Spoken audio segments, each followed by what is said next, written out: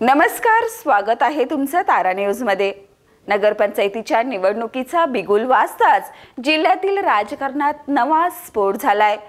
कोल्हापूर जिल्ह्यातील चंदगड नगरपंचायत निवडणूक आता राज्याच्या राजकारणात केंद्रबिंदू ठरली आहे।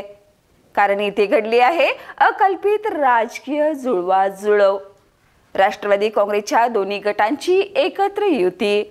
अजित पवार आणि शरद पवार यांच्या वेगळ्या वाटा झाल्यानंतर एकाच मंचावर येणं अशक्य वाटत होतं। मात्र आता हसन मुश्रीफांच्या मध्यस्थीने राजश्री शाहू विकास आघाडी स्थापन झाली आहे। या आघाडीतून अजित पवार गटाचे माजी आमदार राजेश पाटील आणि शरद पवार गटाच्या नंदा बाबुळकर एकत्र रिंगणात उतरले आहेत। भाजप विरोधी समीकरण पुन्हा एकदा मजबूत करण्याच्या दिशेने हा प्रयत्न मानला जात आहे। हसन मुश्रीफ यांनी थेट इशारा दिलाय, भाजप स्थानिक स्तरावर राष्ट्रवादीकडे दुर्लक्ष करत असेल तर आम्ही आमचं संघटन अधिक बळकट करून लढणार।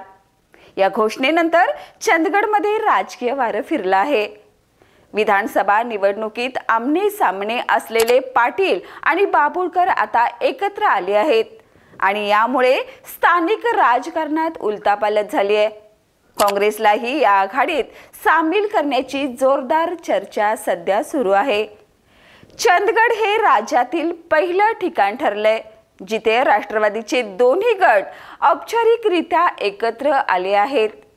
या युतीनंतर राजकारणात नवा संदेश गेलाय। भाजपला रोखण्यासाठी गरज पडली तर पवार एकत्र येऊ शकतात। चंदगडमधील ही आघाडी केवळ नगरपंचायतीपुरती मर्यादित नसून राज्यातील आगामी समीकरणाची दिशा दाखवणारी ठरू शकते। राजकारणातील विरोधातून एकजूट हे या निवडणुकीचं सर्वात मोठं आकर्षण बनलंय।